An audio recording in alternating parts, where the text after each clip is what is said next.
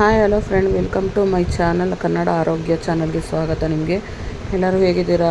ಚೆನ್ನಾಗಿದ್ದೀರಾ ಅಂದ್ಕೊಂಡಿದ್ದೀನಿ. ಇವತ್ತು ನಾನು ನಿಮಗೆ ಗರ್ಭಿಣಿ ತಾಯಿ ಮತ್ತು ಮಗುವಿನ ಆರೋಗ್ಯ ಮಾಹಿತಿ ಬಗ್ಗೆ ಇನ್ಫಾರ್ಮೇಷನ್ ಕೊಡೋಕ್ಕೆ ಬಂದಿದ್ದೀನಿ.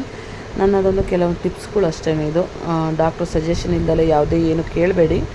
ನನಗೆ ಗೊತ್ತಿರೋಷ್ಟು ಮಾಹಿತಿ ನಿಮ್ಗೆ ಹೇಳ್ತೀನಿ. ಗರ್ಭಿಣಿ ಸಮಯದಲ್ಲಿ ತಾಯಿ ಮತ್ತು ಮಗುವಿನ ಆರೋಗ್ಯ ತುಂಬ ಮುಖ್ಯ. ಸರಿಯಾದ ಆಹಾರ, ಜೀವನ ಶೈಲಿಯಿಂದ ಉತ್ತಮವಾದ ಮಗುವನ್ನು ಪಡೆಯಬಹುದು. ನೀವಿಲ್ಲಿ ಆರೋಗ್ಯವಂತ ಮಗುನ ಗರ್ಭಿಣಿ ಮತ್ತು ತಾಯಿ ಮಗುವಿನ ಆರೋಗ್ಯದಲ್ಲಿ ಪೌಷ್ಟಿಕ ಆಹಾರಗಳನ್ನ ಯಾವ್ಯಾವ ಕೊಡ್ಬೋದು ಅಂದರೆ, ಸಬ್ಸಿಗೆ ಸೊಪ್ಪು, ಹಸಿರು ಸೊಪ್ಪುಗಳು ಯಾವುದಾದ್ರೂ ಆಗುತ್ತೆ. ಅದರಲ್ಲಿ ಪಾಲಕ್ ಸೊಪ್ಪು, ಸಬ್ಸಿಗೆ ಸೊಪ್ಪು ಹೆಚ್ಚಿಗೆ ಕೊಡಬೇಕು. ಹಾಗೆಯೇ ಹಣ್ಣುಗಳಲ್ಲಿ ಸೇಬು, ಬಾಳೆ, ದಾಳಿಂಬೆ ಈ ಥರ ಹಣ್ಣುಗಳು ಕೊಟ್ಟರೆ ಗರ್ಭಿಣಿ ಮತ್ತು ಮಗುವಿಗೆ ಆರೋಗ್ಯನೂ ಚೆನ್ನಾಗಿರುತ್ತೆ.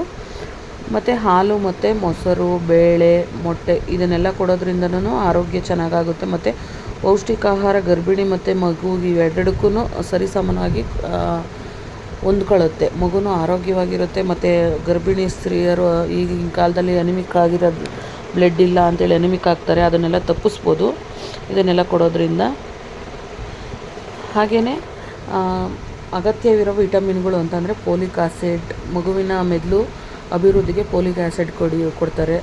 ಐರನ್ ಮತ್ತು ರಕ್ತಹೀನತೆ, ಐರನ್ ಕೊಡೋದೇ ರಕ್ತಹೀನತೆ ತಪ್ಪಿಸೋದಕ್ಕೆ. ಮತ್ತು ಕ್ಯಾಲ್ಶಿಯಂ ಎಲುಬುಗಳಿಗೆ. ಮತ್ತು ಡಾಕ್ಟ್ರುಗಳು ಏನು ಮಾತ್ರೆ ಕೊಟ್ಟಿರ್ತಾರೋ ಅದನ್ನೆಲ್ಲ ತಗೋಬೇಕು. ಹಾಗೆ ಏನು ಮಾಡಬೇಕು ಅಂತ ಗರ್ಭಿಣಿಯರು ಸಣ್ಣ ವ್ಯಾಯಾಮ ಮಾಡಬೇಕು. ದಿನವೂ ಸ್ವಲ್ಪ ಓಡಾಡ್ಬೋದು. ಯೋಗ ಡಾಕ್ಟ್ರು ಸಲಹೆ ಮೇರೆಗೆ ನೀವು ಇಷ್ಟಪಟ್ಟು ಮಾಡಿದ್ರೆ ಮಾಡ್ಬೋದು. ಅಂದರೆ ಡಾಕ್ಟ್ರು ಸಲಹೆ ಇಲ್ದಲೆ ಯಾವುದು ಮಾಡೋ ಹಾಗಿಲ್ಲ. ಹಾಗೆ ದಿನಕ್ಕೆ 7ರಿಂದ 8 ಗಂಟೆ ನಿದ್ರೆ ಮಾಡಬೇಕು. ಜಾಸ್ತಿ ಸ್ಟ್ರೆಸ್ ತೊಗೋಬೇಡಿ.